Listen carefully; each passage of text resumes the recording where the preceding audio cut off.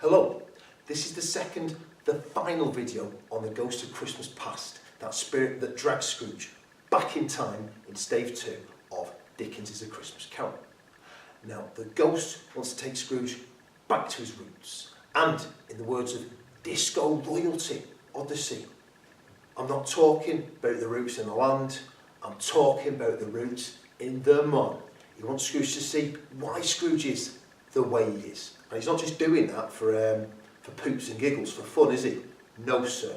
He wants to rehabilitate Scrooge. He wants Scrooge to change his ways before it's too late. But before he can change Scrooge, he wants the old boy to know how Scrooge came to be Scrooge. You know, how Scrooge was formed or deformed into becoming a heartless, isolated old miser.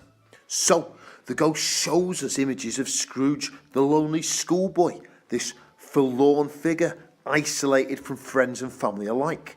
And we, the reader, start to pity Scrooge, don't we? Because it goes some way to explaining his remote, isolated character in adulthood.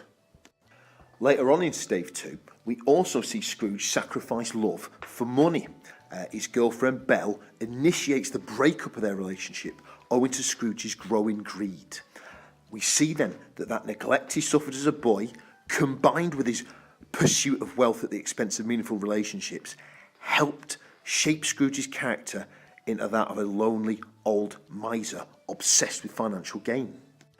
And those two visions that the ghost lays on, Scrooge as a boy, Scrooge with Belle, they help to rehabilitate Scrooge into becoming a better, more noble human being.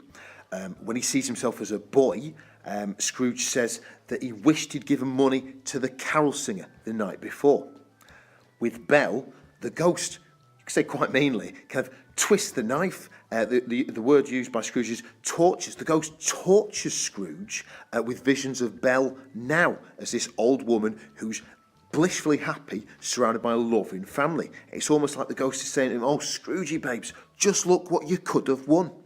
Also, you've got Fan, his sister, bobbing up in his boyhood, just reminding us that the bond of family is so important. Don't forget that Fan is Fred's mum. And the ghost's endeavour to reform Scrooge cranks into top gear with the appearance of Fezziwig.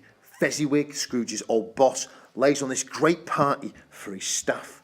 And Scrooge sees, doesn't he, this benevolent, positive, fair employer, and that doesn't compromise his authority or his integrity in any way at all. It leads Scrooge, in fact, to remark, "I should like to say a few words to my clerk right now." And my gut tells me that the word sorry might just crop up in those few words that he'd like to say to Bob Cratchit, apologising for the mistreatment of the lad. There's a great line of poetry that says, "Things fall apart, the centre cannot hold." And at the tail end of stave 2, we see Scrooge fall apart, don't we? He has this mental meltdown. It's as if the ghost's efforts to educate and reform him have yielded this hysterical reaction in the old boy. And I guess it's a measure of how deeply he's been affected by what he's seen, this barrage of painful memories. So we see Scrooge set about the ghost. He whacks the cap on the ghost's head, tries to smother the ghost's light. Because don't forget that ghost has got this big jet of light firing out of its head. Anyway, it's very significant that in spite of Scrooge's handiwork here, Dickens describes how some light still shines through.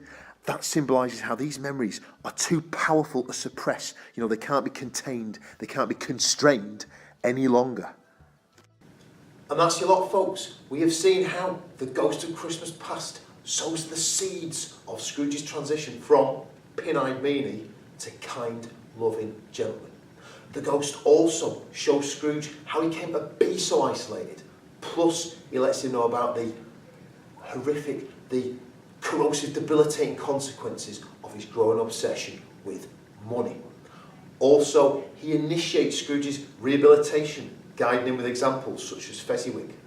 Don't forget, it's only stave 2, but from the regrets that Scrooge voices regarding his treatment of the carol singer, his treatment of Bob for the last few years, it seems to me this character is already well along the path to redemption.